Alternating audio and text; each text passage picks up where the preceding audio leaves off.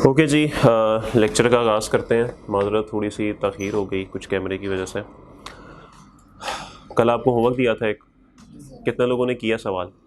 Akmal brothers वाला सवाल किसने किसने किया? ये हाथ कुछ कम कम लग रहे हैं, ज़रा सही से हाथ खड़े करें प्लीज़, जितने लोगों ने होमवर्क किया है। ये जिन लोगों ने नहीं किया ये कौन लोग हैं? हाँ जी, क्यों नहीं किया? पीआरसी का क्या है होमवर्क? पीआरसी का होमवर्क किया? पीआरसी की तैयारी कर रहे थे जी भाई, पेपर है सर। ओके, कितने लोगों ने नहीं किया हुआ होमवर्क? वैसे हाथ खड़ा कर दे। ओके जी, आपने क्यों नहीं किया? पेपर है जी, आया नहीं था जी। और इधर किसने हाथ खड़ा किया था जी भाई? सॉरी, अकमल वाला क्यों नहीं किया?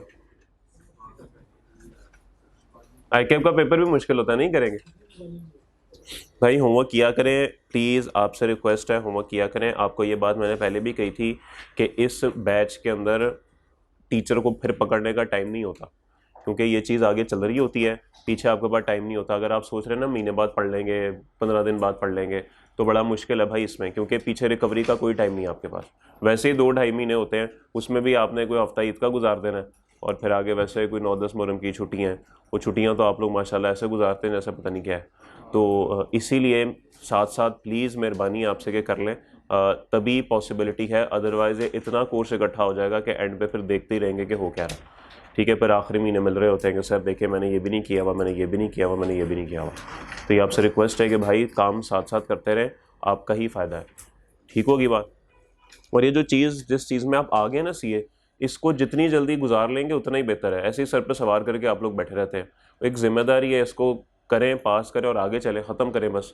ऐसे पता नहीं क्यों आप इस चीज़ को लटका के फिरते रहते हैं। खैर एनीवेज, अब जिन लोगों ने नहीं किया, किस दिन छापा पड़ जाना है, आप लोगों का होमवर्क चेक हो भी जाना है। जितने लोगों ने हाथ खड़े किए ना, ज़रा इनको भी एक दफ़ा ना ज़रा परखने की ज़रूरत है। ओके चले जी, अकमल ब्रदर वाला सवाल है जी, लेकिन इस सवाल से पहले कुछ 1-2 बातें आपके साथ करनी है मैंने। सबसे पहले सवाल मेरा आपसे ये है कि अभी तक हमने जितने भी एसेट्स खरीदे, वो सारे के सारे एसेट्स महीने की पहली तारीख को जो है वो सवाल में लिखा गया कि ये एसेट महीने की पहली तारीख को खरीदा गया है।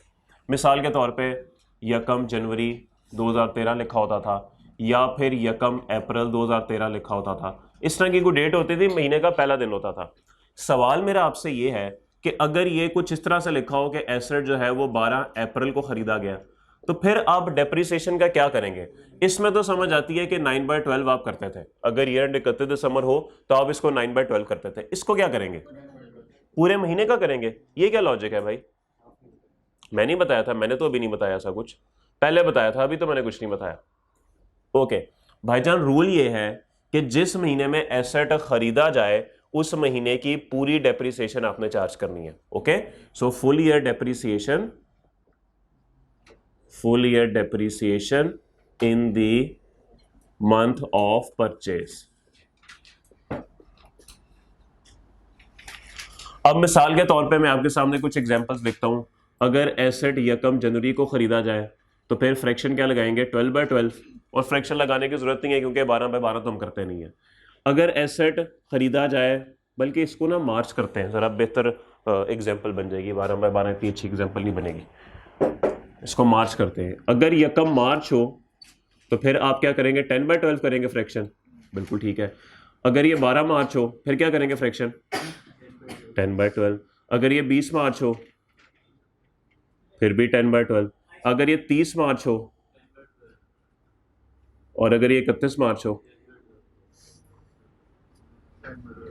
ये बात समझने की जरूरत है। महीने का आखिरी दिन जो 31 तारीख होती है, 31 की बात करो, 31 तारीख हमेशा नेक्स्ट मंथ में काउंट होती है। ये काउंटिंग के अंदर ऐसे है। तो आपने जहन में रखना है कि जब भी 31 तारीख आएगी, अगर 31 तारीख को एसेट परचेज हो रहा है तो फिर आपने उसको उस महीने में कंसिडर नहीं करना, बल्कि अगले महीने में ले जाना।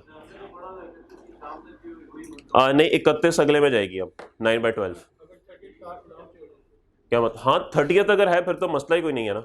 31 की बात कर रहा हूँ, कोई बात नहीं, फिर वो पिछले में ही होगी। ओके 30 दिसंबर का आता है हमारा जी, 12/12 का, वो तो हम ईयरली डेप्रिशिएट करते हैं। नहीं, अब वो नेक्स्ट में जाएगा। ठीक है, अब वो नेक्स्ट में जाएगा। टैक्स के रूल्स को यहाँ पे हमने कंफ्यूज नहीं करना। ठीक होगी बात? ओके, अब आते हैं, प्लीज यार खामोशी। अब आते हैं जी डिस्पोजल के ऊपर। जिस महीने में डिस्पोजल होगा उस महीने में क्या होगा जी? No depreciation in the month of disposal. जिस महीने में एसेट डिस्पोज ऑफ होगा उस महीने में कोई भी डेप्रिसिएशन चार्ज नहीं होगी। मिसाल के तौर पे अगर आपने एसेट यकम मार्च को डिस्पोज ऑफ कर दिया तो कोई डेप्रिसिएशन चार्ज नहीं होगी। अगर आपने 12 मार्च को कर दिया फिर भी कोई डेप्रिसिएशन नहीं। 25 मार्च को कर दिया तो कोई डेप्रिसिएशन नहीं। लेकिन अगर आपने महीने की लास्ट तारीख को कर दिया तो फिर फुल मंथ डेप्रिसिएशन।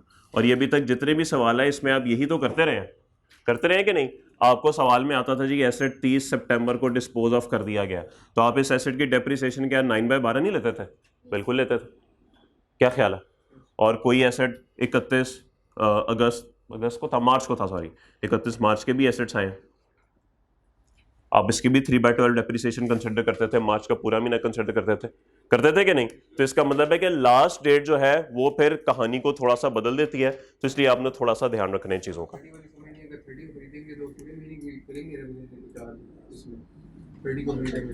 30 को अगर खरीदेंगे तो हाँ पूरे महीने की होगी। मतलब आपकी जो मतलब देखें, अगर आप 30 को खरीद रहे हैं ना, अगर वो महीने का लास्ट डे है तो फिर आप उसको, और लास्ट डे है तो फिर आप उसको नेक्स्ट में कंसिडर करेंगे, ठीक है? वो नेक्स्ट में जाएगा। ओके, तो मैंने इसलिए उसमें फ्रैक्शन लिख दी कि last day of the month 9/12 है, ठीक है? ले जी, एक और पॉइंट था इस अकमल ब्रदर्स के अंदर जो कि आपके साथ बात करनी जरूरी है, वो थी कि सवाल के अंदर ना एक डिस्पोजल कॉस्ट दी गई थी। डिस्पोजल कॉस्ट पहले बात कर लेते हैं कि होती क्या है। डिस्पोजल कॉस्ट होती है कि कभी कभार कोई एसेट बेचना हो तो उसको बेचने के लिए ना कोई कॉस्ट इनकर करना जरूरी होता है, तो उसको बोलते हैं डिस्पोजल कॉस्ट। क्या मिसाल हो सकती है इसकी आपके ख्याल में? कोई लीगल कॉस्ट हो सकती है, इसके अलावा कोई छोटी बहुत ऑपरेशनल कॉस्ट हो सकती है जो आप इनकर कर सकते हैं एसेट को बेचने के लिए, ठीक हो? के बाद मिसाल के तौर पे आपने एक गाड़ी सेल करनी थी और गाड़ी का जो कस्टमर था वो इस्लामाबाद में मौजूद था, तो उसने कहा कि भाई इस्लामाबाद गाड़ी ले आओ तो मैं यहाँ पे तुमसे गाड़ी खरीद लेता हूँ। तो ज़ाहिर बात है अब आप कोई 8-10 हज़ार का पेट्रोल डलवाएंगे और पेट्रोल डलवा के जाएंगे ना। अभी आपने पेट्रोल क्यों डलवाया? इसलिए डलवाया कि आपने गाड़ी बेचनी है। तो ये जो आपकी कॉस्ट एसेट को बेचने के लिए इनकर हुई, इसको हम बोलते हैं डिस्पोजल कॉस्ट, ठीक होगी बात? अब हम ना एक छोटी सी मिसाल लिखते हैं और मिसाल से हाँ थोड़ी सी आपको ना एक दो बातें वाज़ेह करनी है। मिटा दूं?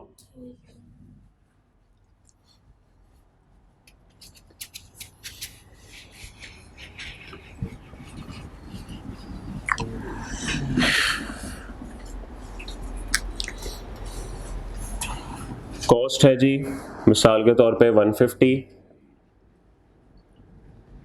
एक्यूमुलेटेड डेप्रिसिएशन है 70, सेल प्रोसीड्स है जी 100 के, और डिस्पोजल कॉस्ट आपकी इनकर हुई है मिसाल के तौर पे 5 रुपए की। ये डाटा जी आपके सामने है कि एक एसेट है जी जिसकी कॉस्ट है 150 सॉरी, एक्यूमुलेटेड डेप्रिसिएशन जिसकी 70 की चार्ज हो चुकी है, सेल प्रोसीड यानी इस एसेट को बेच के 100 रुपए आए हैं और डिस्पोजल कॉस्ट है आपकी 5 रुपए। ओके, अब मुझे बताइए कि इसकी अगर आप एंट्री करना चाहें तो आप इसकी एंट्री क्या करेंगे? बताएं, डिस्पोजल की एंट्री क्या होती है? We will credit the asset account, बोले तो सही, we will credit the asset account with the cost of asset dispose off. क्या ऐसा नहीं होता? We will debit the accumulated depreciation account with the accumulated depreciation of the asset disposed of. We will record cash. Where is cash? Entry क्या होती है cash की? Cash आता है कि कैश जाता है? तो क्या कैश यहां पे लिखना पड़ेगा ऐसे 100, और उसके बाद बैलेंसिंग फिगर गेन लॉस होगी। हाँ जी, गेन आ रहा है कि लॉस आ रहा है? गेन आ रहा है मेरे भाई, यहां पे शायद 20 का। एंट्री समझ आ गई? कोई प्रॉब्लम? ओके। उसके बाद जो 5 रुपए आपके डिस्पोजल कॉस्ट है, ये भी तो आपकी इनकर हुई। क्या आप इसको डिस्पोजल एक्सपेंस चार्ज नहीं करेंगे 5 रुपए से, और फिर आप कैश या बैंक जो है वो क्रेडिट करेंगे 5 से? क्या ख्याल है? तो कोई प्रॉब्लम?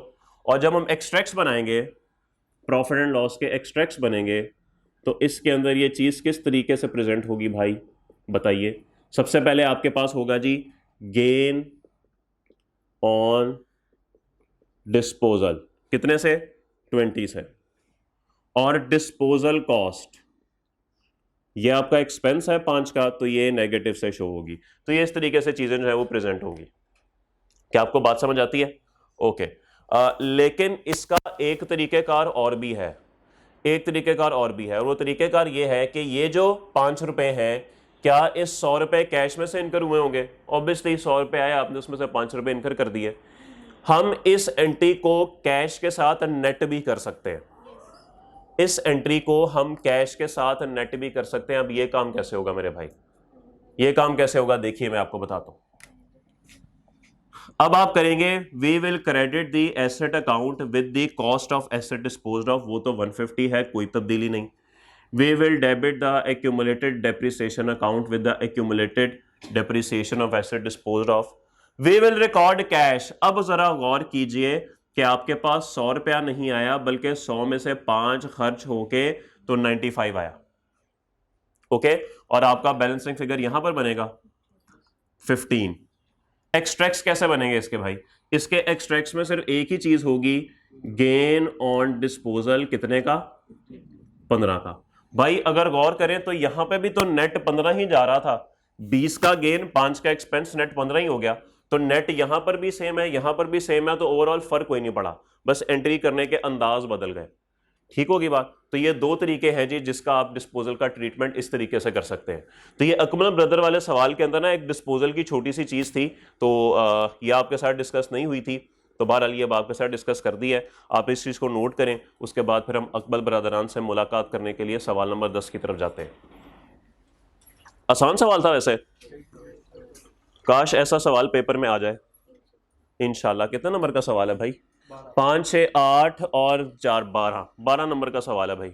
12 में से 12 इंशाल्लाह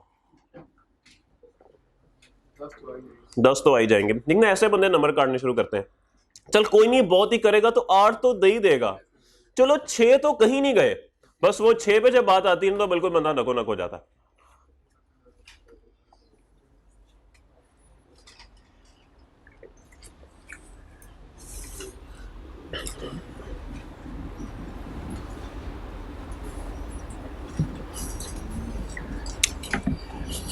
जी सर नोट हो गया। बड़ी बड़ी शांति है क्लास में आज, खैर हो सही। मुझे लगता है वो जो जी भाई, अच्छा आप वही है ना जिनको नजर का प्रॉब्लम है, तो इधर आ जाए मेरा भाई। क्यों बोला तू चुप रहता है यार, अब नजरों में आ गया। नहीं प्रॉब्लम है तो आज जगह खाली है। ऑन अ सीरियस नोट में वैसे मजाक कर रहा था, अगर आपको देखने में इश्यू आ रहा है तो आप बेशक आगे आ सकते हैं। ठीक है उधर, बस ठीक है, चलें जब आपको मुनासिब लगे आ जाइएगा। ओके माशाल्लाह, मसरूफ आदमी थे ना आप, मसरूफ थे ना उस दिन। अच्छा मिटा दूं जी, जल्दी करें प्लीज।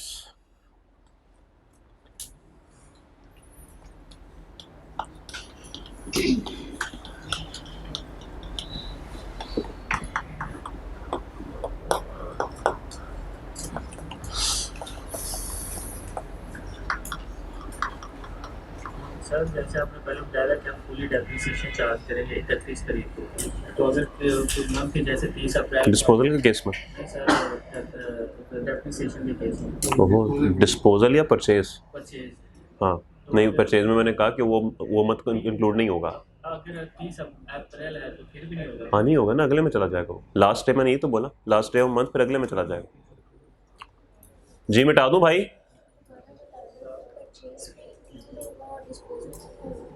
हाँ जी ये लिखा हुआ है, मिटा दिया सॉरी।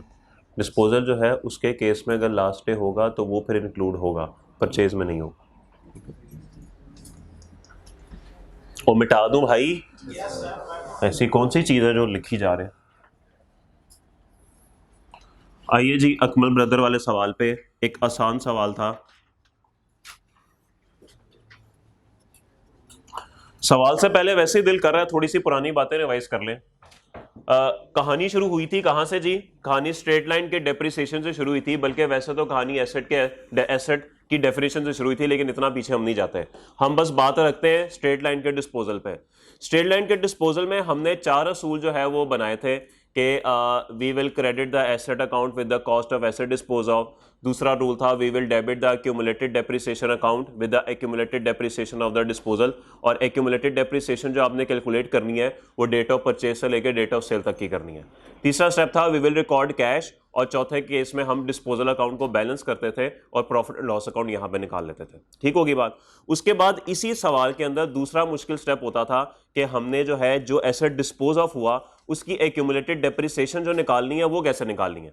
जो सेकंड स्टेप आपको बताया ना we will debit the accumulated depreciation account, उसके अंदर जो हमने एक्यूमुलेटेड डेप्रिसिएशन निकालनी है वो कैसे निकालनी है। उसने तारीख दी होती थी 5 साल पहले खरीदा, 6 साल पहले खरीदा, तो क्या पूरी वर्किंग बनाए।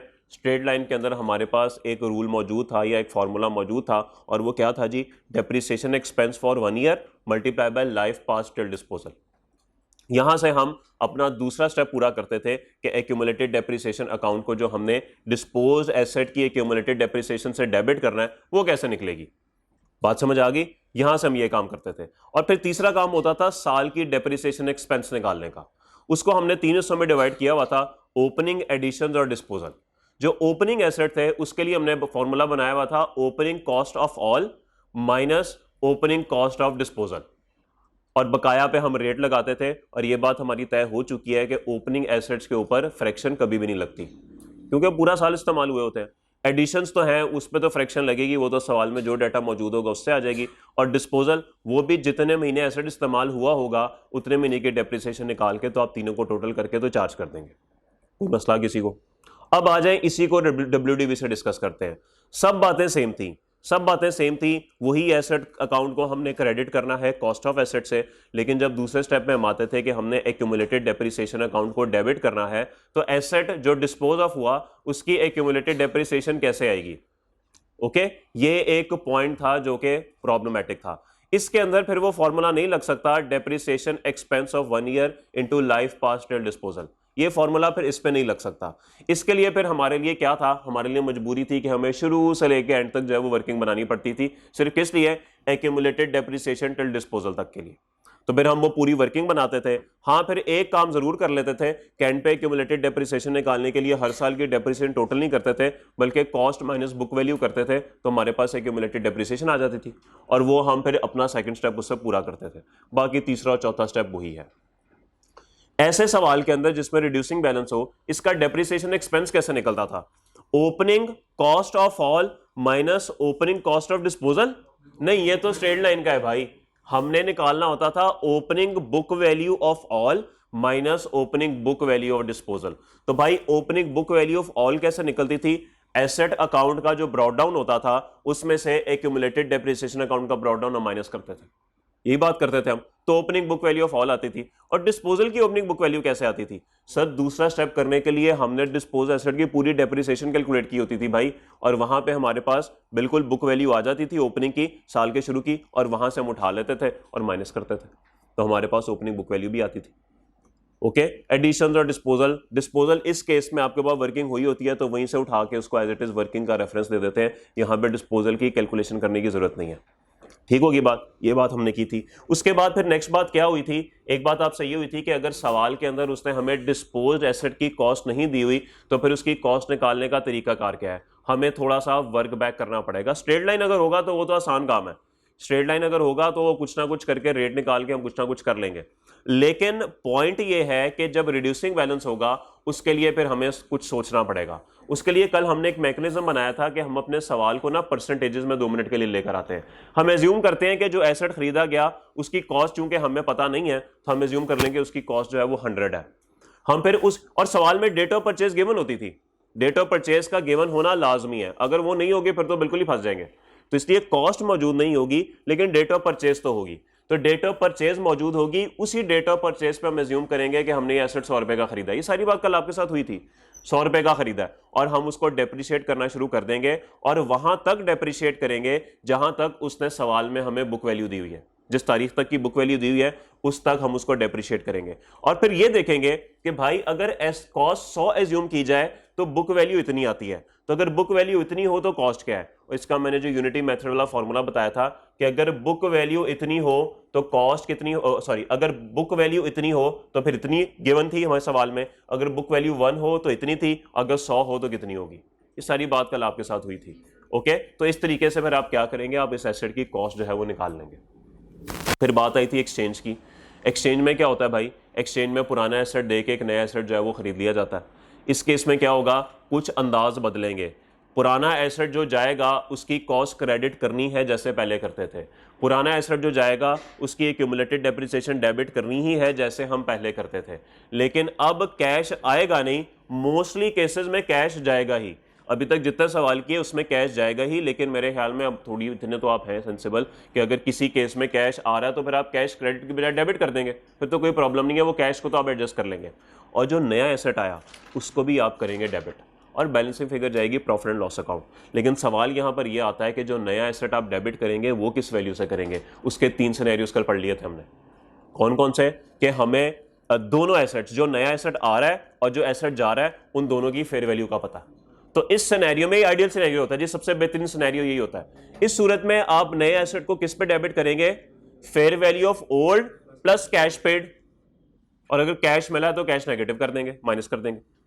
ठीक होगी बात। तो ये सबसे पहला सिनेरियो था कि जी जो नया एसेट आप डेबिट करोगे अपनी किताबों के अंदर वो किस पे करोगे, fair value of old plus any cash paid, कोई भी कैश आपने पे किया, पहला सिनेरियो। लेट्स अज्यूम जाने वाले एसेट की फेयर वैल्यू मौजूद नहीं है, फिर क्या ऑप्शन थी हमारे पास, फिर जो नया एसेट है जो उसकी फेयर वैल्यू है फिर उसी पर रिकॉर्ड कर दे, वो तो गिवन है। और अगर ना तो, ये दूसरा सिनेरियो था, और अगर ना तो जाने वाले की फेयर वैल्यू मौजूद है ना नए आने वाले की फेयर वैल्यू मौजूद है, फिर हम क्या करते थे, फिर हम बुक वैल्यू पुराने की कंसिडर कर लेते थे और जो भी कैश हमने पे किया होता था वो कंसिडर करते थे। ये सिनेरियो थी था सबसे फजूल सिनेरियो यही था, क्योंकि this scenario lakhs commercial substance. इसके अंदर ना मार्केट वाली कोई बात नहीं होती, और ये बात भी मैंने आपको कल समझा दी थी कि इस बात का मतलब क्या है। तो अभी तक जो हमने पढ़ा पिछले 6 दिनों में ये इस पूरे का खुलासा है जो थोड़ा बहुत आपके सामने डिस्कस कर दिया। किसी को कोई कंफ्यूजन हो तो पूछ सकता है। अब आइए जी सवाल करते हैं। अब हमारी रिवीजन हो गई, अब हम आईकैप का सामना करने के लिए तैयार हैं। ओके, ऐसे रिवीजन आप लोग चलते फिरते करते रहते हैं कि नहीं? नहीं, दोस्त ऐसे रखा करें। मैं पहले भी अक्सर लोगों को कहता हूं ऐसे दोस्त रखा करें। और यार तुझे पता है कि we will credit the asset account with the cost of asset dispose off. हाँ मुझे पता है यार, तुझे पता है दूसरा स्टेप ऐसे होता है कि we will debit the accumulated depreciation account. ऐसे दोस्त रखा करें, ऐसे ना रखा करें वो यार दे उसका स्टेटस देख उसने क्या रखा हुआ है, ऐसे दोस्त ना रखा करें। दोस्त ऐसे रखा करें जो आपसे ना काम की बातें किया करें। एक्सचेंज की, यार तू बता यार, वैसे ही दिल कर रहा था, मैंने कहा तेरे से एक्सचेंज की एंट्री जो है वो डिस्कस कर लूँ। ये एंट्री होती है ना, हाँ यही होती है, अच्छा चलो ओके अल्लाह हाफिज़। ऐसे दोस्त रखा करें, यही दोस्त आगे जो है ना वो काम आते हैं। ये दोस्त जो है ना वो स्लीव्स का स्नेक नहीं होते। आगे चले, क्वेश्चन नंबर 10, स्लीव्स का स्नेक ओ लेवल्स के लिए मैंने बोला, और मैट्रिक वालों के लिए पता। The following information is available in respect of machines of Akmal brother. करना क्या है जी, prepare the following ledger accounts pertaining to the machines for the year ended 31 December 17। हमने लेजर अकाउंट्स बनाने हैं, कौन कौन से, कॉस्ट का, एक्यूमुलेटेड डेप्रिसिएशन का और डिस्पोजल का। तो ये तो अब आपके दाएं हाथ का खेल है, मेरे तो बाएं हाथ का खेल है। लेकिन जी सवाल में डाटा क्या है, प्लानिंग करते हैं, उसके बाद हम सवाल देखते हैं। सवाल है गालिबन 5, 4, 9, 12 नंबर का। मुझे बताइए अगर आप पेपर में बैठ के ये सवाल कर रहे होंगे, चूंकि पहला पास पेपर का सवाल है इसलिए मैं जरा 2-4 मिनट इस पर लगा दूंगा। 12 नंबर का सवाल है, पेपर में ये करने के लिए आपको कितना वक्त चाहिए होगा? आधा घंटा। नहीं सर ऐसे नहीं करना, आपने मार्क्स को मल्टीप्लाई कर देना है 1.8 से। 12 को मल्टीप्लाई करें 1.8 से, sorry 27 minute, 22 minute, 22 minute. Sir 22 minute में आपने सवाल ये करना है। ये सर एक फॉर्मूला होता है। कैसे फॉर्मूला ये डिजाइन हुआ, आपका पेपर होता है 180 मिनट का और पेपर होता है 100 मार्क्स का। इसका मतलब है हर मार्क के लिए आपके पास 1.8 मिनट मौजूद है। तो इसीलिए अगर 12 मार्क्स हैं तो 12 को आप 1.8 से मल्टीप्लाई करेंगे तो इस सवाल को करने के लिए आपके पास 22 मिनट है। तो पेपर में आपने इस सवाल पे 22 मिनट लगा देने हैं।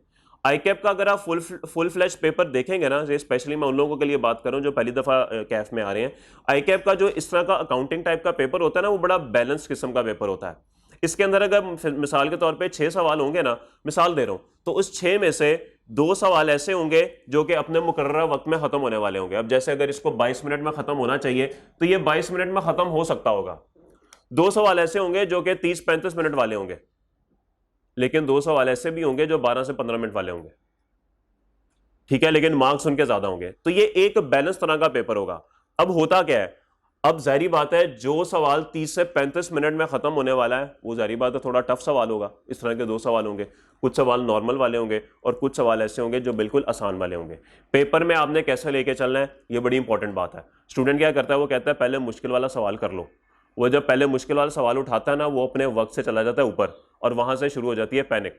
ओ हो मेरे 22 मिनट थे, 22 मिनट थे, 25 हो गए, 26 हो गए, 30 हो गए, 35 हो गए, सवाल चली जा रहा है। हालांकि इतना तो उस पर लगना ही लगना था, लेकिन आप इस सवाल पे जब 13 मिनट ऊपर चले गए और आप ये सोच रहे हैं यार अब एक सवाल का क्या करूंगा, आप ये भूल गए कि भाई अभी 2 सवाल ऐसे मौजूद हैं जिन्होंने आपका वक्त बचाना है, वक्त बचाना है, वो भी मौजूद है।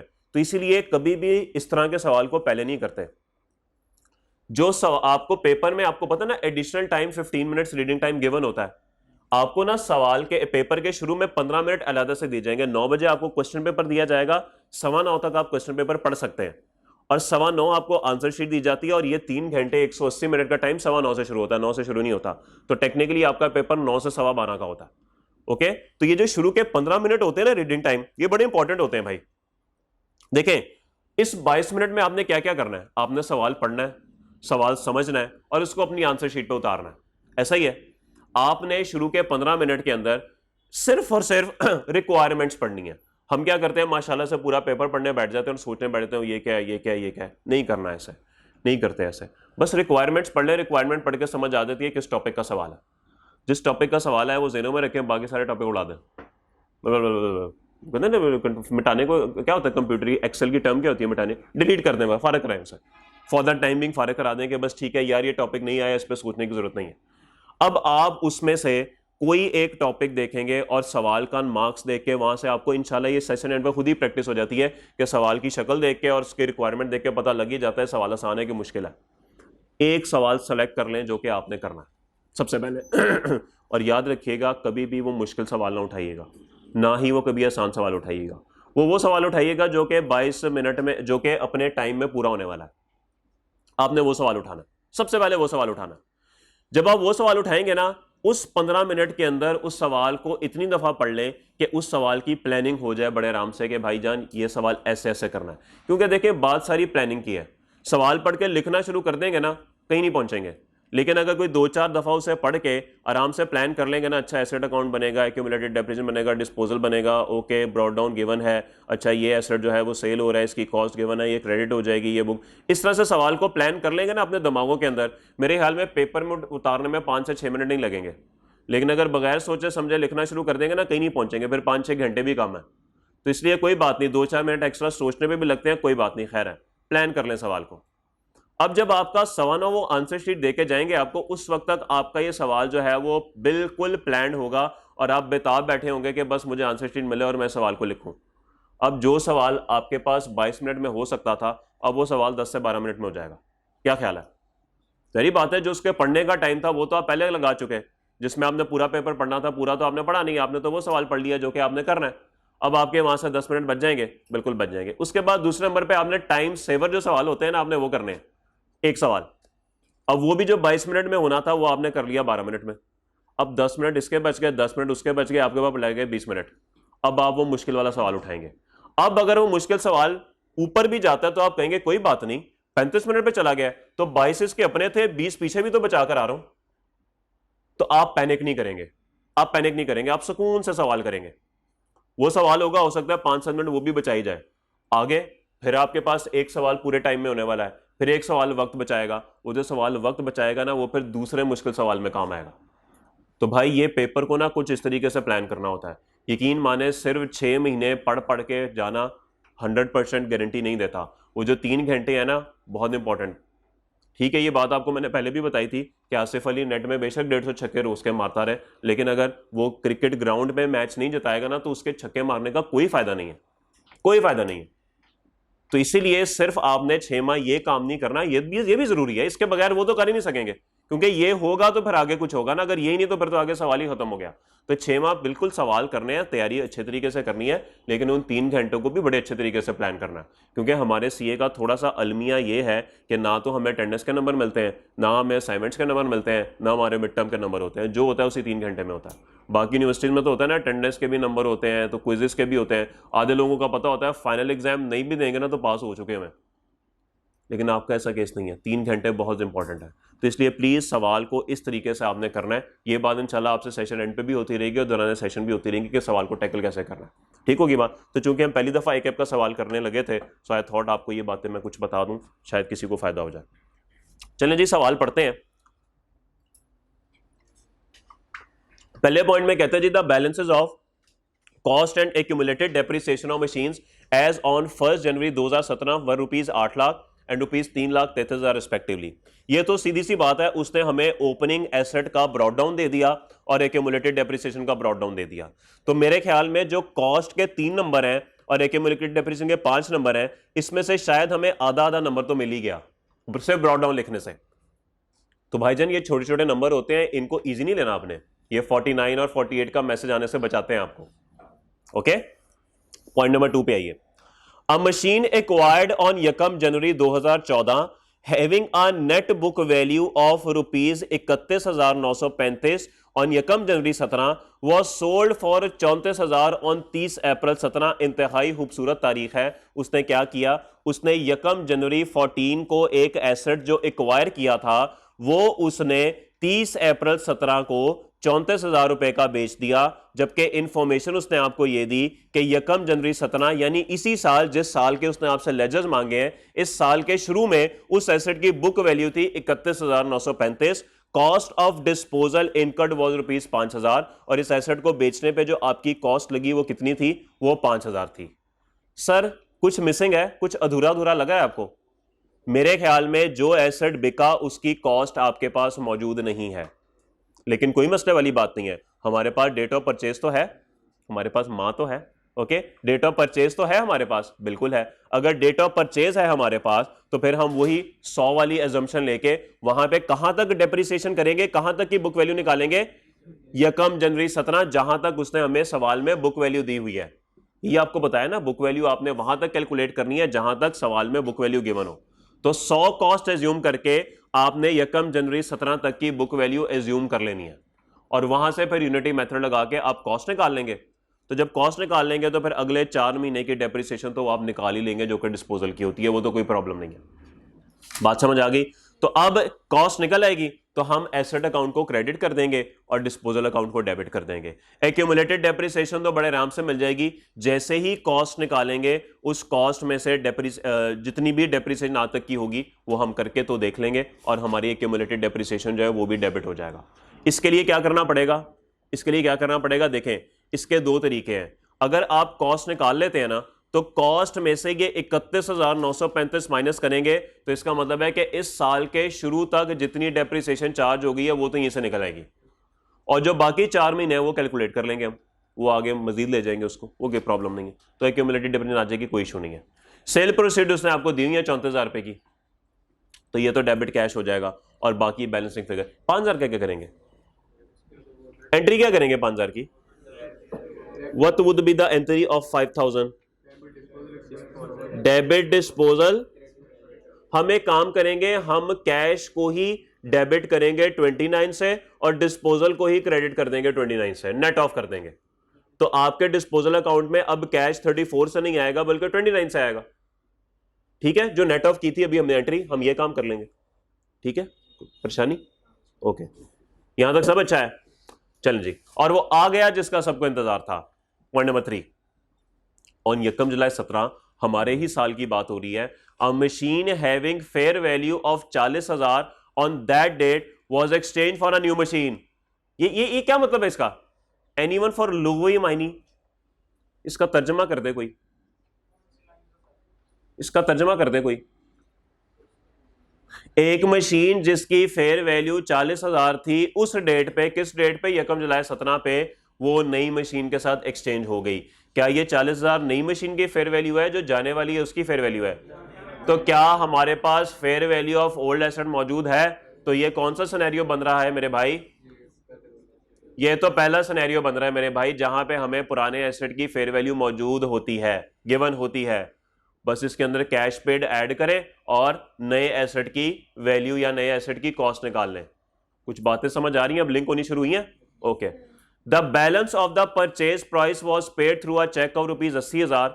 बाकी का जो बैलेंस है वो हमने 80,000 रुपए का चेक के थ्रू पे कर दिया। ठीक है जी, तो अब कुछ बात समझ आ जानी चाहिए कि नए एसेट की कॉस्ट क्या होगी, 1,20,000 फेयर वैल्यू ऑफ ओल्ड जमा कैश पेड, तो फेयर वैल्यू ऑफ ओल्ड 40 है और कैश पेड 80 है। ठीक है, तो एक्सचेंज की एंट्री में जो नए एसेट को डेबिट करना है 1,20, वो तो हमें नजर आ गया यहां पे। आगे चले, the list price of the new machine is, list price क्या होता है जी? अक्सर आप लोग शॉप पे जाते हैं ना, तो वो दुकान, वो चीजों के ऊपर टैग लगे होते हैं, इतने का है, तो वो जो टैग होता है ना वो लिस्ट हुआ होता है, तो उसको बोलते हैं list price. The list price of the new machine was ₹1.30। अब यहां पे आपको वो कंफ्यूज करने की कोशिश कर रहे हैं कि भाई नई मशीन पर तो टैग 1.30 का लगा हुआ था, आप कैसे 1.20 कह रहे हो? हाँ जी, आप कैसे कह रहे हो? हाँ बस ठीक है, आपको 1.20 की पड़ी है तो आप 1.20 ही करेंगे, आप 1.30 पर नहीं जाएंगे, आपको 1.20 की पड़ी है। Okay, the old machine had been acquired at a cost of ₹65,000 on यकम अक्टूबर 15। तो पुरानी मशीन की कॉस्ट भी आ गई, डेट ऑफ परचेज भी आ गई, तो ये तो एक्यूमुलेटेड डेप्रिसिएशन कैलकुलेट करने के काम आएगा।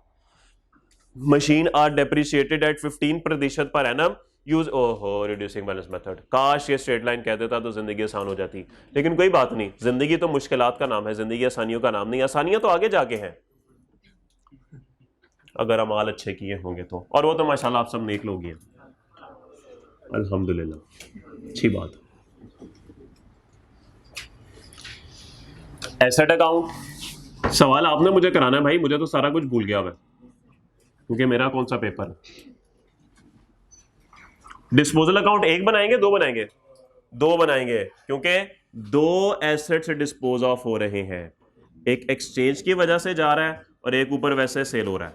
तो मैंने आपको बताया था सवाल में जितने डिस्पोजल होंगे उतने ही डिस्पोजल अकाउंट्स बनेंगे। थोड़ी सी खामोशी अगर हो जाए तो जरा बेहतरीन हो जाएगा। ओके मेरे भाई, ले जी, सबसे पहले स्टेप बाय स्टेप शुरू करते हैं। सवाल को हम प्लान तो माशाल्लाह कर चुके हैं जी, क्या क्या करना है। तो पहले पॉइंट के अंदर हमारे पास यकम जनवरी 17 को ब्रॉड डाउन मौजूद है। यकम जनवरी 17 ब्रॉड डाउन, एसेट का बताइए बैलेंस कितना है? सॉरी 8 लाख।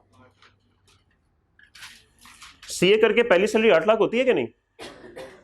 नहीं होती, अच्छा। एक्यूमुलेटेड डेप्रिसिएशन का बताइए। 3,33,333 ये कह रहे हैं? ओ अच्छा यार, 333, सॉरी यार, मैं जरा ना उसमें ही जरा फ्लो में बह गया था।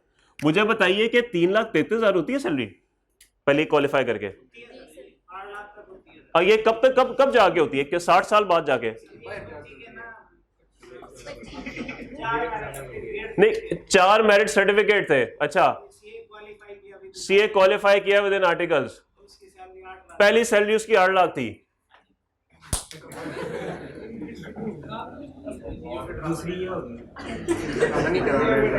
ठीक है, ओके।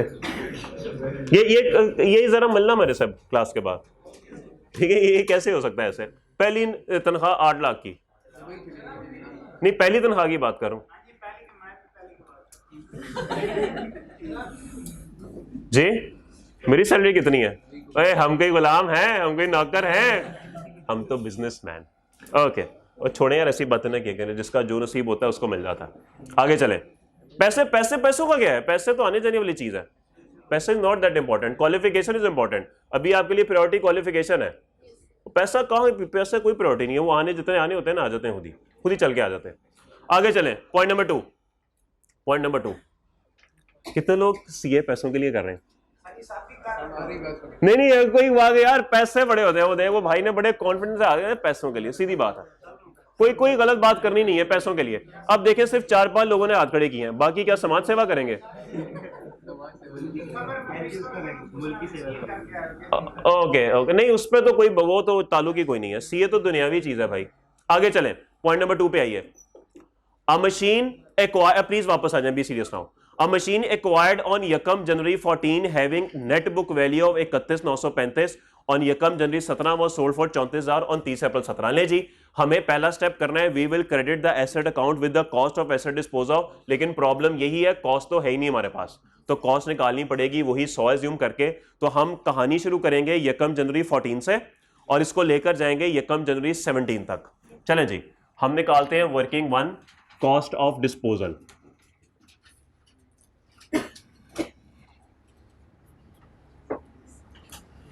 ओके जी, डेट आ जाएगी, डिस्क्रिप्शन आ जाएगी और एसेट आ जाएगा। यकम जनवरी 14, कॉस्ट कितनी हम एज्यूम करेंगे 100। पहली डेप्रिसिएशन चार्ज होगी 31 दिसंबर 14 को। भाई डेप्रिसिएशन रेट कितना है 15%। तो पहले साल की डेप्रिसिएशन हमने चार्ज की होगी 15 रुपए और आपकी बुक वैल्यू पहले साल के एंड पे आ जाएगी 85। उसके बाद अगले साल की डेप्रिसिएशन 31 दिसंबर 15, चूंकि रिड्यूसिंग बैलेंस है तो बुक वैल्यू पे लगेगा। बताइए 12.75, बोलिए 72.25 और दूसरे साल के आखिर में बुक वैल्यू हो गई आपकी 31 दिसंबर 15, सॉरी 72.25। फिर 31 दिसंबर 16 तीसरी डेप्रिसिएशन आप चार्ज करेंगे 72.25 पे 15%। बताइए 12.84, बताइए सॉरी 10.84 जी, 61.45 बुक वैल्यू हो गई आपकी 31 दिसंबर 16 को। यहां पर आके रुक जाइए 61.4125। वो बस ठीक है, 2 डेसिमल प्लेसेस बहुत है। 61.41 इतना काफी है, बस कर दे यार। ओ यार बट ठीक है जितना भी है। ओके 61.41। ओके,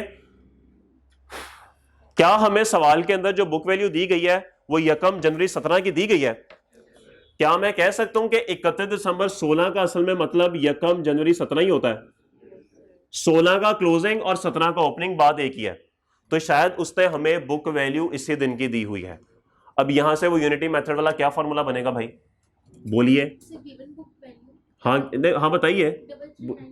नहीं, अगर 61.41 हो तो 31,935, अगर 1 रुपया हो तो 31,935 डिवाइडेड बाय 61.41, और अगर 100 हो तो 31,935 डिवाइडेड बाय 61.41 इंटू 100, यही बनेगा। बोलिए 52001। ये 52,000, इसको जरा कर ले राउंड ऑफ, 1 रुपए को छोड़े, ऐसे तंग करेगा एंड तक। 52,000 इसको पूरा रखें, तो इसका मतलब है कि हमारे इस एसेट की कॉस्ट कितनी है 52,000। बात सबको समझ आती है? ओके ले जी, पहला स्टेप हमारा पूरा हो गया। We will credit the asset account with the cost of asset dispose off. लेकिन याद रखिएगा डिस्पोजल हमारी यकम जनवरी को नहीं हुई, डिस्पोजल हमारी 30 अप्रैल को हुई है, सवाल में मौजूद है। तो ये एंट्रीज 30 अप्रैल को होंगी। 30 अप्रैल 2017 डिस्पोजल, वर्किंग का रेफरेंस दे दें, वर्किंग 1 52,000, और यहां से डिस्पोजल अकाउंट डेबिट कर दिया जाएगा 52,000 एसेट और 30 अप्रैल 17। किसी को कोई इख्तलाफ समझ आए? सेकेंड स्टेप में हमें इस डिस्पोजल की एक्यूमुलेटेड डेप्रिसिएशन निकालनी है।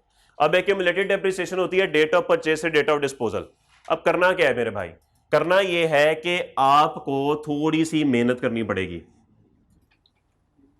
Accumulated depreciation of disposal, please बात को जरा समझिए, 2 मिनट बाद में नोट कर लीजिएगा। अब आपको पता है कि आपके एसेट की यकम जनवरी 14 पे कॉस्ट थी 52,000 और उसने बता दिया कि यकम जनवरी 17 पे बुक वैल्यू थी 31,935। मानते इस बात को? अगर मैं 52,000 में से 31,935 माइनस कर दूं तो क्या आंसर आता है भाई? सॉरी 20,065। क्या जनवरी 14 से लेके 31 दिसंबर 16 तक की एक्यूमुलेटेड डेप्रिसिएशन ये बनती है 20,065? कॉस्ट में से बुक वैल्यू निकाल दी ना, तो एक्यूमुलेटेड बन गई। तो भाई एक डेप्रिसिएशन ये हो गई, अगले 4 माह की अलग से निकाल लेता हूं, क्या ख्याल है? अगले 4 माह की कैसे निकलेगी डेप्रिसिएशन भाई? ये देखिए अब ये क्या काम, कैसे काम करेंगे, ये आपको थोड़ी सी जरा, मैं इसको ये समझा दिया, अब मैं आपको उसको जरा मुनज़्ज़म अंदाज में कर देता हूं। रुकिए जरा 1 मिनट, ये देखिए डेट फॉर्मेट वही रखेंगे, फॉर्मेट को नहीं चेंज करेंगे हम।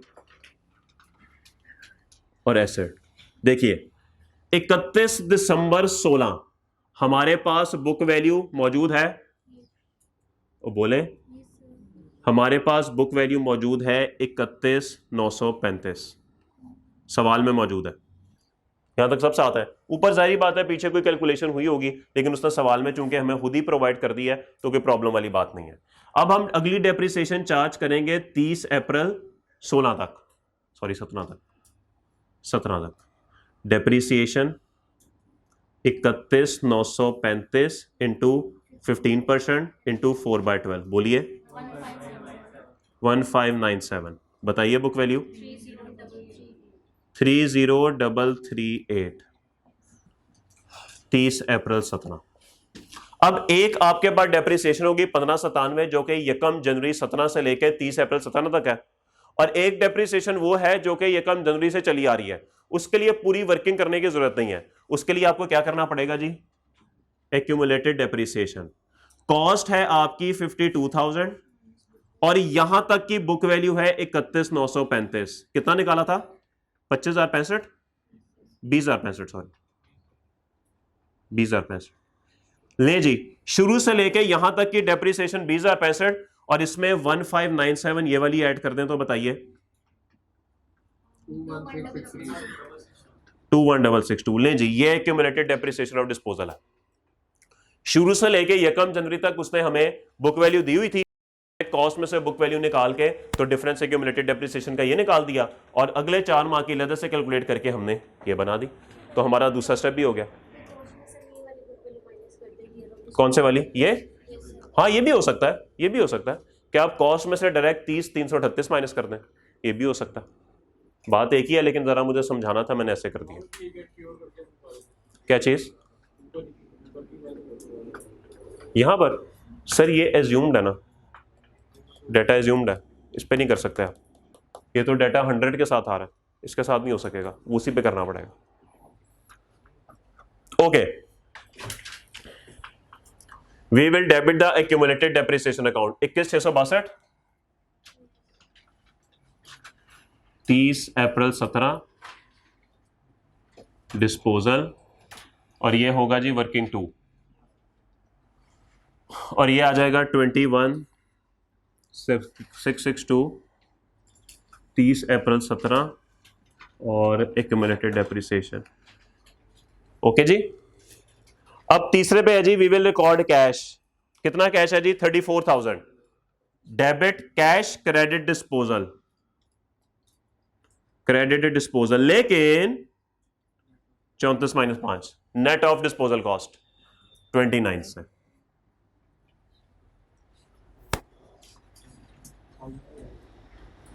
सॉरी 29,000। ओके, और उसके बाद बैलेंसिंग अमाउंट बताइए किस तरफ आ रही है, लॉस आ रहा है, गेन आ रहा है? गेन आ रहा है, लॉस आ रहा है? 1338 और शहजादे गेन आ रहा है, लॉस आ रहा है? इधर लिखो, इधर लिखो, इधर क्या होता है, क्रेडिट या डेबिट? पढ़ी लिखी बात किया कर यार, अकाउंटेंट है माशाल्लाह, कॉमा पीआरसी है यार। वन, ठीक है जी, तो एक एसेट क्लोज हो गया।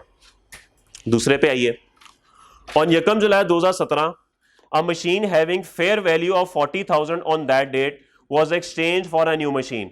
एक मशीन जिसकी फेयर वैल्यू 40,000 थी उस दिन, वो नई मशीन पे एक्सचेंज हो गई। The balance of the purchase price was paid through a cheque of ₹80,000। The list price of the new machine was 1,30,000 and the old machine had been acquired at a cost of 65,000 on 1 October 15। तो मैं सबसे पहले क्या करना पड़ेगा, we will have to credit the asset account with the cost of asset dispose off. वो कितनी है, वो है 65,000। ओके, और ये कार्रवाई हुई 1 जुलाई 17 को।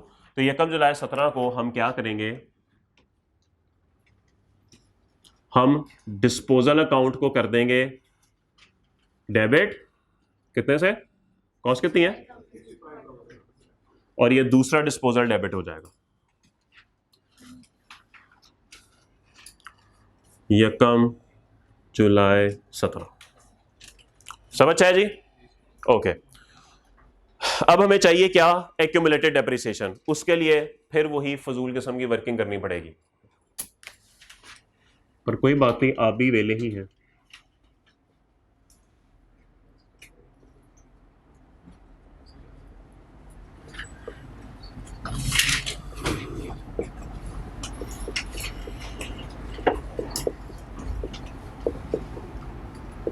जी भाई, डेट ऑफ परचेज बताएं क्या है? What is the date of purchase? Sorry, October 15। क्या कॉस्ट है भाई? 65,000। पहली डेप्रिसिएशन चार्ज होगी 31 दिसंबर को। 65,000 इंटू 15% इंटू 3/12। बोलिए। 2438 2438। बताइए जी बुक वैल्यू। 62562 62562। 31 दिसंबर 15। अगली डेप्रिसिएशन 31 दिसंबर 16। 62562 इंटू 15%। बताइए 9384 बुक वैल्यू बोलिए। 53178 53178। डेट ऑफ डिस्पोजल क्या है भाई? यकम जुलाई 17। तो यकम जुलाई 17 तक की बुक वैल्यू 6 माह की बनेगी। असल में तो 6 महीने की बनेगी। 53 इंटू 6/12। बोलिए 3988 जी, बताइए। 49190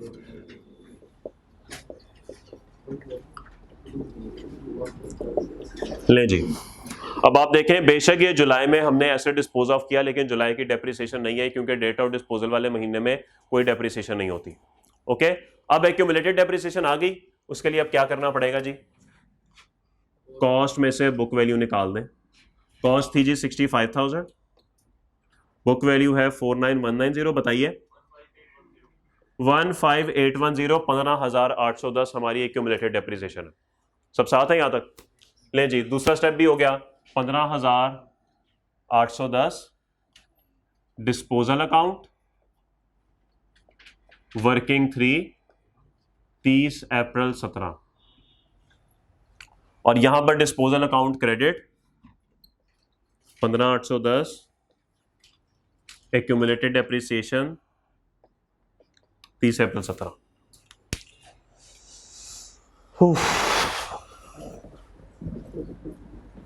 सब अच्छा है?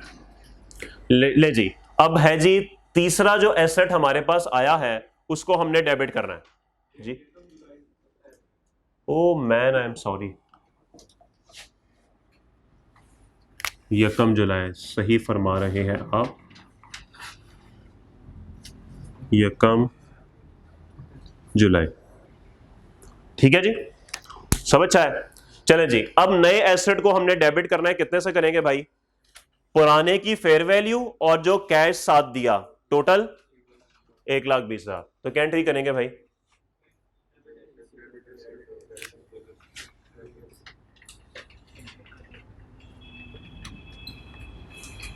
किसी मकसद के तहत मैं ये लिख रहा हूं,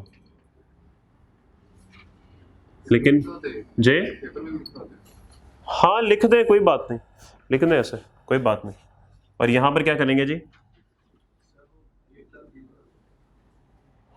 ओ यार, तू तंग कर रहा है मुझे बहुत। 1,20,000। अब तू कहेगा इसको भी आइंदा सवाल मैंने ₹1000 में कर देना। अजीब आदमी है यार। इसका मतलब है राइटिंग में नहीं पढ़ी जाती है, समझ आ जाती है। ओके, चलें जी।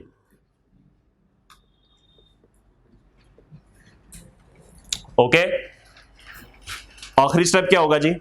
अब क्या करना है? कैश जो गया उसकी कोई एंट्री नहीं। ये तो जो नया एसेट आया वो रिकॉर्ड किया है। जो कैश गया उसकी कोई एंट्री नहीं। क्या एंट्री करेंगे? Debit disposal credit cash. कितने से? ओ यार, अच्छा क्या तू कौन है यार? कॉन्सेप्ट नहीं समझ रहा, फजूल बातों पे ध्यान है इसका। नहीं सर, कैश नहीं बैंक है। कॉन्सेप्ट समझ मेरा भाई कि जब पैसे जाएंगे तो क्या होगा? डेबिट डिस्पोजल क्रेडिट कैश या बैंक। अब ठीक है, ओके। तो बैंक या कैश दिमागों में क्रेडिट और डिस्पोजल अकाउंट डेबिट। ओके, आखिरी बताइए, बैलेंसिंग फिगर निकालनी है। बोलिए जी। 91 गेन लॉस इस तरफ आ रहा है कि इस तरफ आ रहा है? क्रेडिट आ रहा है। 91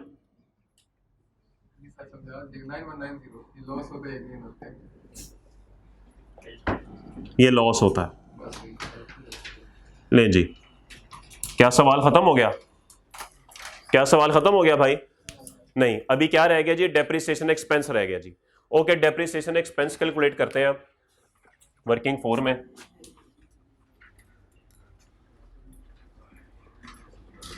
बुक वैल्यू है तो भाई ऑन ओपनिंग एसेट, खामोश हो जाए यार प्लीज, भाई प्लीज खामोश हो जाए यार। Opening book value of all minus opening book value of disposal multiply by rate. Opening book value of all निकल आएगी 8 लाख में से 3,33,000 माइनस करके बताएं। 8 लाख माइनस 3,33,000। उसके बाद दो एसेट्स हमारे डिस्पोज ऑफ हुए हैं, ऐसे ही है। पहले एसेट की ओपनिंग बुक वैल्यू उसने सवाल में खुद ही बता दी थी 31,935, ये देखें ऐसे ही है। तो ये तो 31,935 एज इट इज आ जाएगा। दूसरा एसेट है, उसकी बुक वैल्यू कहां से निकलेगी ओपनिंग, उसकी ओपनिंग बुक वैल्यू शायद यहां से निकलेगी, ये देखें, क्योंकि आपको पता है ये 31 दिसंबर 16 का क्या मतलब है, 1 जनवरी 17। तो 53,178 आपने यहां से निकाल देना है, ये दूसरा डिस्पोजल है। ओके, रेट है 15%, जगह थोड़ी पड़ गई, मैं नीचे लिख रहा हूं, बताइए 57,283, 57,283। कोई इशू? ऑन एडिशंस, एडिशंस कितनी है, एक के दो? एक एडिशन है भाई, कितने की, 1,20,000 की। 1,20,000 इंटू 15%, पूरा साल तो इस्तेमाल नहीं हुआ, 6 माह इस्तेमाल हुआ है, तो 6/12, बोलिए 9,000। फिर है जी ऑन डिस्पोजल्स, डिस्पोजल्स दो हैं, एक ये है और एक वो है। मेरे ख्याल में हमें सिर्फ वर्किंग का रेफरेंस देने की जरूरत है, हमें दोबारा कैलकुलेट करने की जरूरत नहीं है। वर्किंग 2 में डेप्रिसिएशन आ रही है जी 1597 और वर्किंग 3 में 3988, 3988। ले जी माजरत के साथ बताइए total 71,868 and we have got the depreciation. आ जाइए इधर, साल के आखिर में ये एंट्री होगी,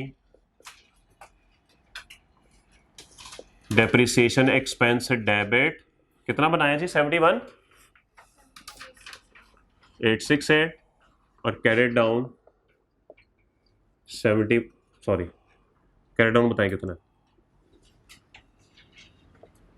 कैरेट डाउन बताइए 367396 और इसका कैरी डाउन बताएं,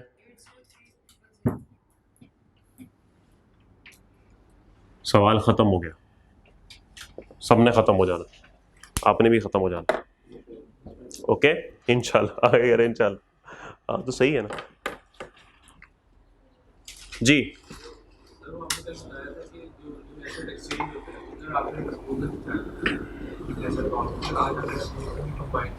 नहीं, कल भी मैंने ऐसे ही लिखवाया था, हाँ तो डिस्पोजल ही किया ना।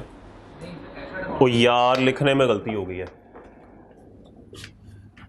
इसका दूसरा इंपैक्ट तो डिस्पोजल जा रहा है ना, तो वो लिखते हैं ना, तो लिखने में गलती हो गई। अब ठीक है, देखिए दूसरा इंपैक्ट यहीं जा रहा है ना 1,20।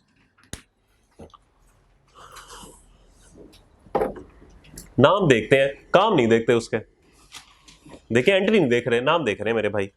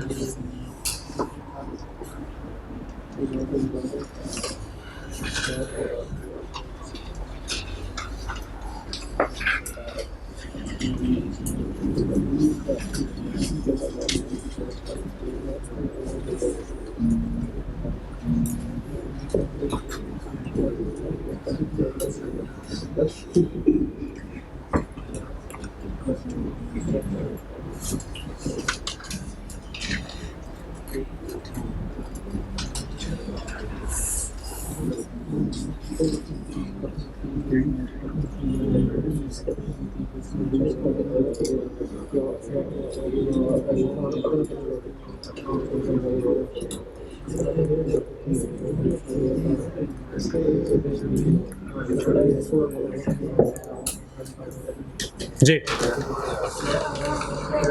एक मिनट प्लीज खामोशी जी।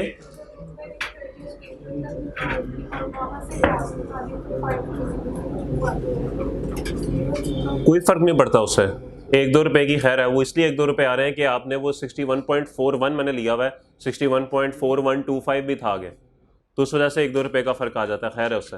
अगर आपने 52,001 भी लिख लिया, 52,002 भी लिख लिया, तो इन बातों से नंबर नहीं कटते जी। नहीं देखिए 30 अप्रैल तक की बुक वैल्यू आप कैसे निकाल सकते हैं? अब अगर आप इसको 30 अप्रैल तक आगे ले जाएंगे तो ये कंपैरिजन आप कैसे करेंगे? क्योंकि ये बुक वैल्यू जो उसने सवाल में दी हुई है वो तो यकम जनवरी 17 की दी हुई है, तो जब आप ये फॉर्मूला लगाएंगे ये लगेगा यकम जनवरी पे। अगर आप यहाँ पे 61 की बजाय 30 अप्रैल की बुक वैल्यू कंसिडर कर लेंगे वो तो गलत हो जाएगी, क्योंकि 31,000 30 अप्रैल की तो है ही नहीं, ये तो यकम जनवरी की है। तो इसीलिए आपको बोला कि सवाल में बुक वैल्यू जिस तारीख की हो ये वर्किंग भी उस तारीख तक ही होगी जी। मैं क्लास के बाद देखता हूँ आगे, ठीक है? पास रखिए, मैं देखता हूँ। तू बातें करी जा रहा है, नोट नहीं कर रहा? अभी नोट किया है, पहले का सही हो गया सवाल।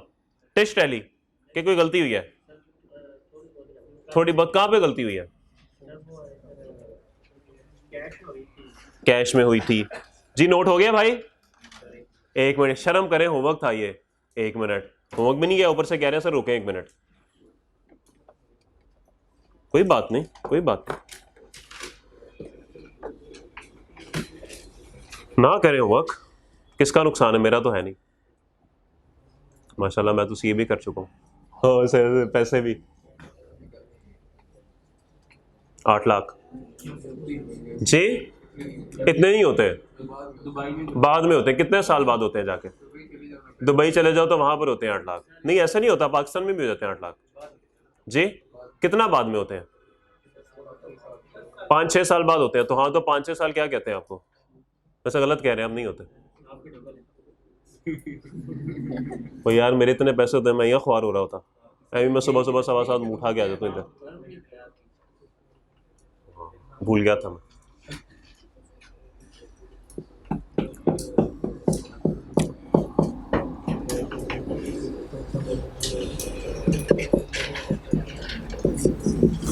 चलें जी आगे।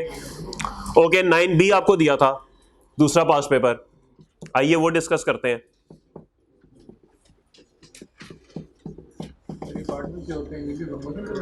सॉरी नहीं नहीं, किससे बनते हैं? हाँ अच्छा, हाँ नौकरी अगर करें तो प्रमोशन से बनते हैं, सही कह रहे हैं। लग जाते हैं कोई 30-35 साल।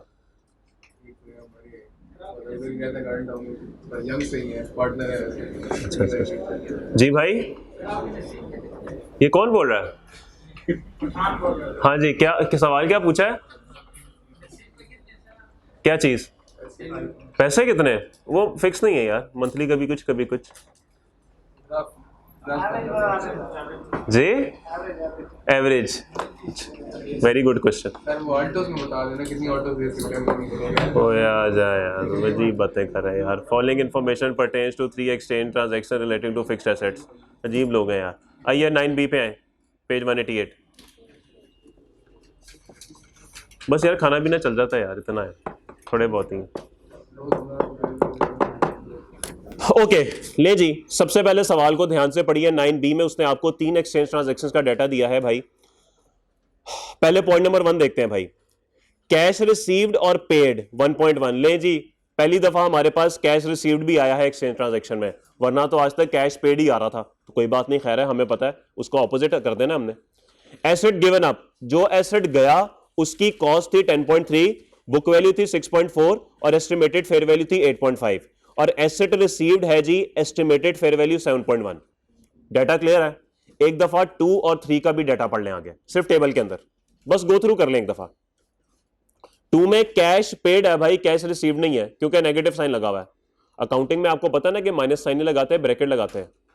ओके, तो 2.1 का मतलब है कैश पेड और 1.1 का मतलब है कैश रिसीव्ड। तो ये 1, 2 और 3 का डाटा सारा आपके सामने मौजूद है। Additional information, in case of transaction 1 fair values of both assets are reliably measure. Sir ये कौन सा केस है? ये सिनेरियो 1 है भाई, जहां पे जाने वाले और आने वाले दोनों एसेट्स की फेयर वैल्यू हमें पता होती है। तो अगर दोनों एसेट्स की फेयर वैल्यू हमें पता हो तो नया एसेट किस पे रिकॉर्ड होता है भाई? Fair value of old plus minus cash. अगर कैश पे किया तो ऐड कर दें, अगर कैश रिसीव किया तो लेस कर दें। तो चलें भाई इसकी एंट्री क्या करेंगे अब हम? उसने हमें कहा है कि गेन लॉस निकाल दें, तो गेन लॉस तो हमारा एंट्री से निकलेगा। ये मिटा दूं ये डिस्पोजल।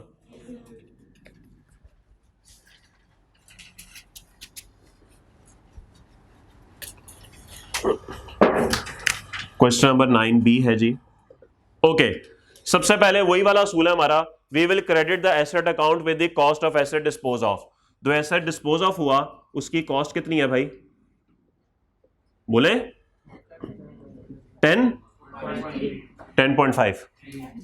ओ अच्छा यार, एक तो ये अब मेरा मसला है। 10.3। ओके, उसके बाद we will debit the asset accumulated depreciation account with the accumulated depreciation of asset disposed off. तो सर डायरेक्ट नहीं दी, निकालनी पड़ेगी। अगर कॉस्ट में से बुक वैल्यू निकाल देंगे तो काम चल जाएगा। 10.3 माइनस 6.4 जी बोलिए जी। 3.9, this is the accumulated depreciation. उसके बाद नेक्स्ट क्या करना है जी? कैश रिकॉर्ड करेंगे हम। लेकिन यहां पर तो कैश आ रहा है कि कैश जा रहा है? और वो आ गया जिसका सबको इंतजार था। तो क्या एंट्री करेंगे भाई? कैश आज तो डेबिट हो जाएगा, कितने से? 1.1 से। किसी को कोई इख्तलाफ? और जो नया एसेट आया उसकी फेयर वैल्यू गिवन है, एसेट रिसीव्ड 7.1, ये रिकॉर्ड करेंगे? नहीं सर, ये तो नहीं करेंगे। हमें तो नया एसेट रिकॉर्ड करना पड़ेगा। पुराने एसेट की फेयर वैल्यू कितनी है जी? 8 और इसमें जो कैश मिला वो ऐड होगा कि लेस होगा? वो लेस होगा, क्योंकि जो कैश पे करते हैं वो ऐड होता है, जो मिलता है वो लेस होगा। कितना बोलिए? हाँ जी, गेन आ रहा है लॉस आ रहा है? क्रेडिट आ रहा है?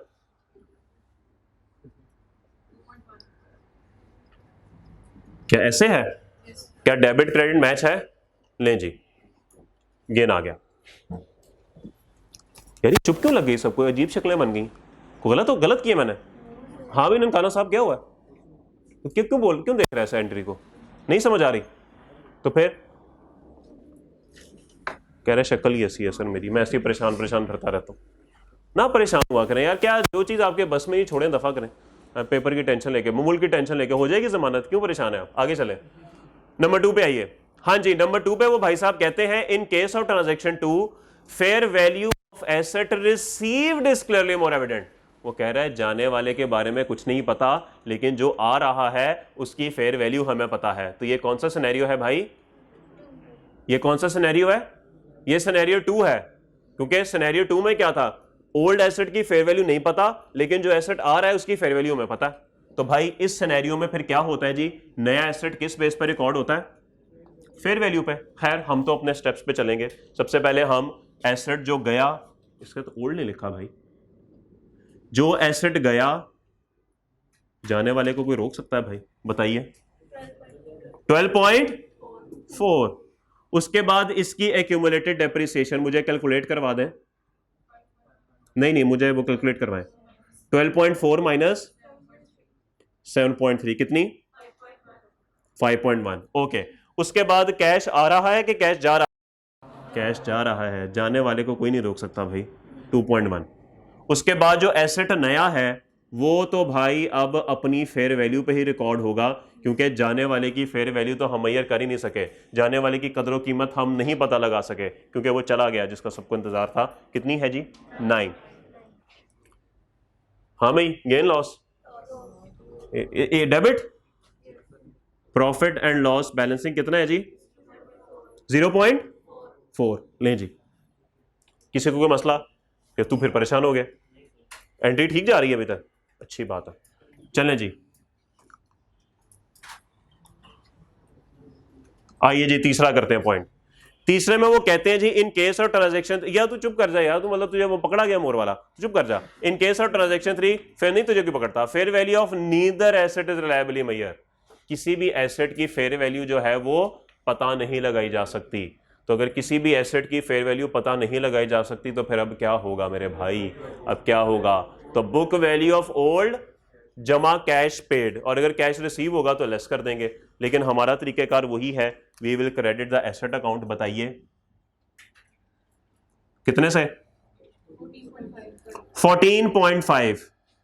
We will debit the accumulated depreciation account, calculation करवाएं पहले, 14.5 माइनस 3.2 बोलिए, 11.1।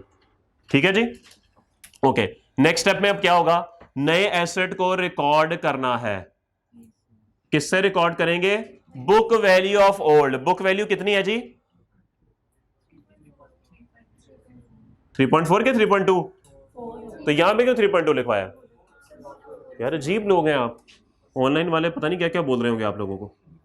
3.4 ये आगे ठीक है, 11.1 ओके। ये 3.4 प्लस कोई कैश पे किया हमने, कोई कैश रिसीव किया हमने, कैश पे किया होता तो प्लस, रिसीव किया होता तो जीरो, तो जीरो। ये 3.4। हाँ जी, गेन लॉस कितना है, क्यों, अच्छा मैंने बताया था, this transaction lakhs commercial substance, इस ट्रांजैक्शन में कभी भी गेन लॉस नहीं आएगा। कितना अब खुश हुआ है, ये समझ आ गई एंट्री, पहले परेशान था। ओके, खुदा पे छोड़ा है तो परेशान क्यों है। ओके, आईफोन, क्या बात है, टेक्नोलॉजी का भी क्या ही लेवल है भाई।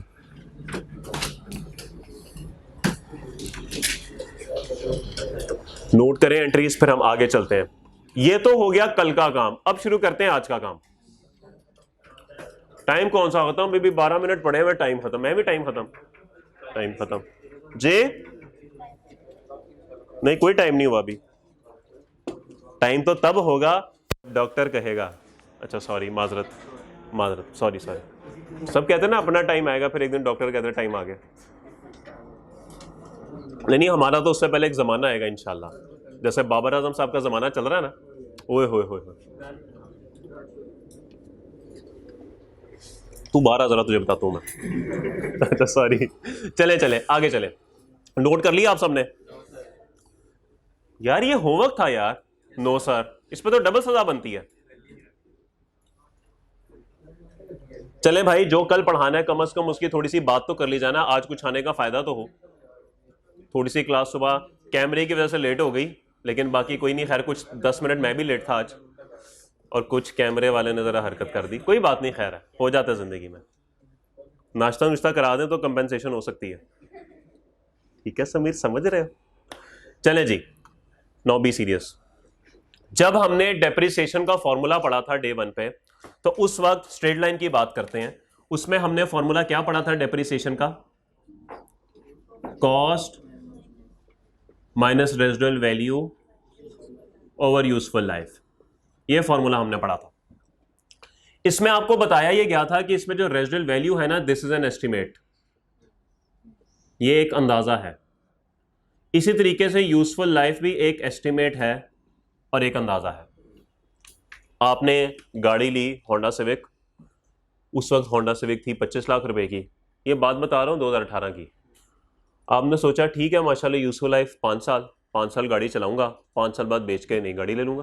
कितने की होगी, 30 की होगी, 32 की होगी, ज्यादा कितनी ऊपर चली जाएगी, ठीक है। लेकिन 9 अप्रैल 2022 की शाम कुछ ऐसा हुआ कि उसके बाद वक्त बदल गया, जज्बात बदल गए, जिंदगी बदल गई, और फिर गाड़ी की कीमतें ऐसे ऊपर जाना शुरू हुई कि आपको 5 साल बाद जाके, ये चले मैं आसानी के लिए कहता हूं 4 साल बाद जाके आपको ये एहसास हुआ यार अब तो ये गाड़ी जो है ना ये वसों बाहर हो गई है, अब तो ये गाड़ी करोड़ रुपए से ऊपर जा चुकी हुई है, अब तो मेरे में इतनी कैपेसिटी नहीं है कि मैं ये गाड़ी खरीद सकूं।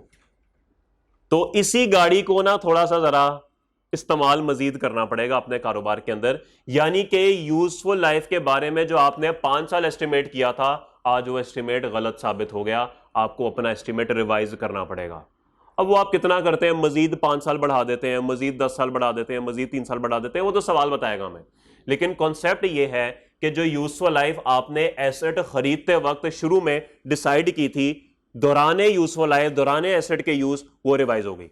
2 साल बाद, आपने 5 साल से 2 साल बाद रिवाइज होगी, साल बाद होगी, 3 साल बाद होगी, 4 साल बाद होगी, 3.5 साल बाद होगी, ये तो सवाल बताएगा। लेकिन दौराने इस्तेमाल ही वो यूजफुल लाइफ चेंज हो गई। सवाल मेरा ये है, ये जेनेरिक लॉजिकल सवाल है, इसका अकाउंटिंग से कोई ताल्लुक नहीं है। क्यों यूजफुल लाइफ चेंज होगी? एक तो मैंने चले आपको सिनेरियो बताया कि इंटेंशन हमारी चेंज हो गई, कीमतें बढ़ गई, और क्या वजूहात हो सकती हैं जिसकी वजह से यूजफुल लाइफ चेंज हो सकती है?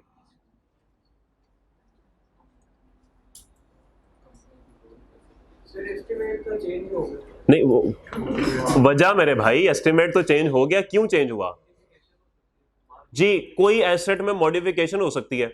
इंसान है, इंसान की भी तो एक यूजफुल लाइफ होती है ना, क्या ख्याल है? अब वो बेचारे को हार्ट अटैक हुआ, वो फारग होने वाला था, लेकिन उसका जरा नया दिल लगा दिया यहाँ पे, तो यूजफुल लाइफ बढ़ गई उसकी, बेहतर हो गया ना वो। इसका मतलब है कि एसेट के अंदर थोड़ी सी मॉडिफिकेशन करें या एसेट के अंदर थोड़ी सी इंप्रूवमेंट करें, यूजफुल लाइफ बढ़ जाती है।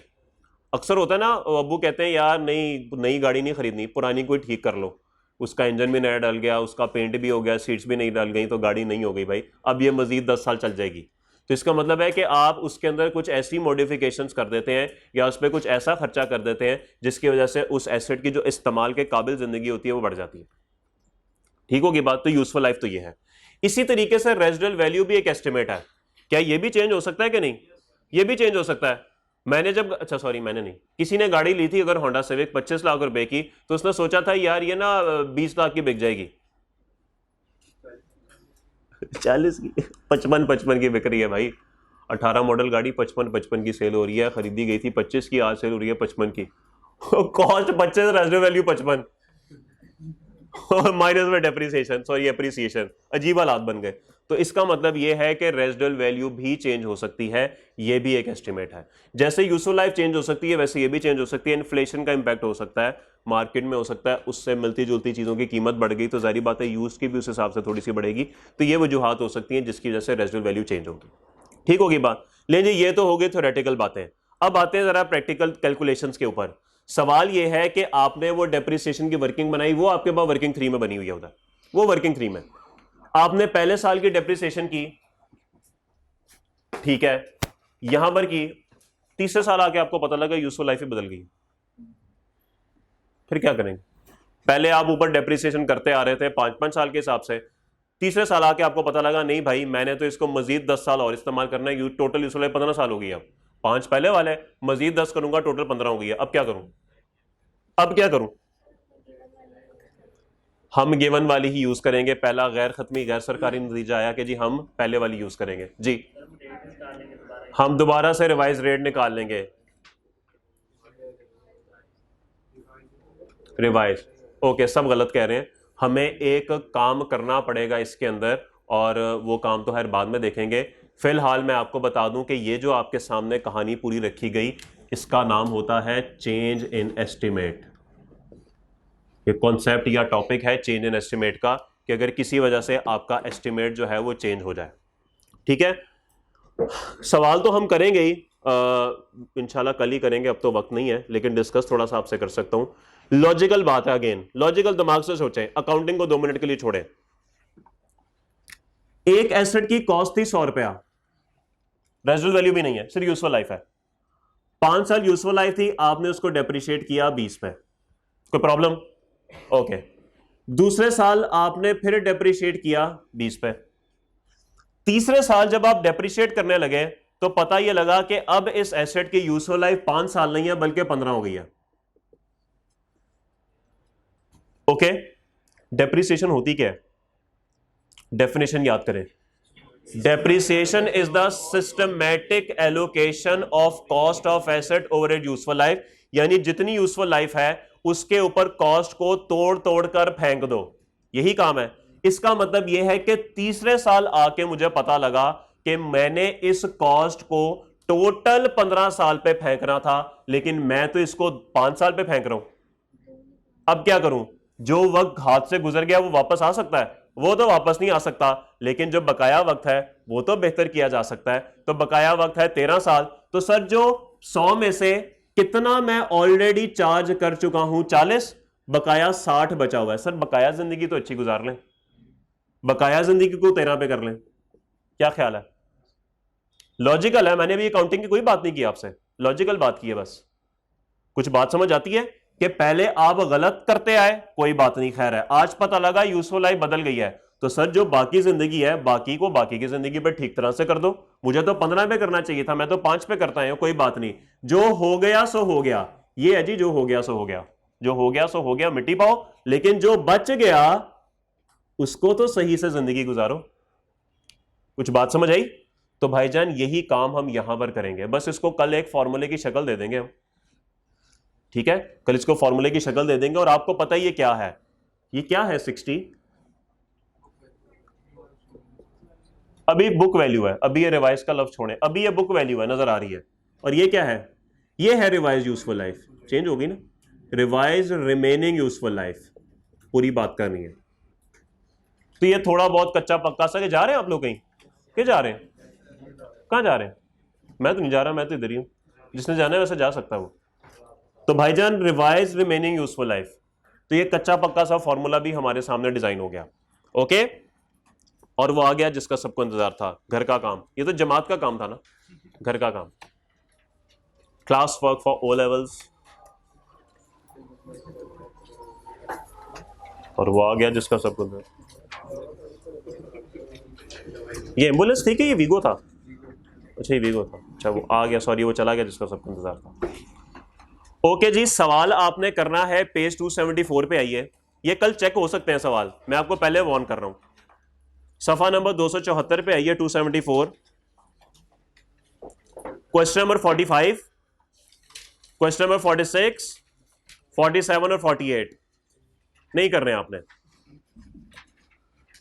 ये कल करेंगे, ठीक है? आज का भी कोई होमवर्क नहीं है, बस जो सवाल कराया यही कीजिएगा। ये चेंज इन एस्टिमेट वाले सवाल है। परेशान कैसे होते हैं? अल्लाह हाफिज।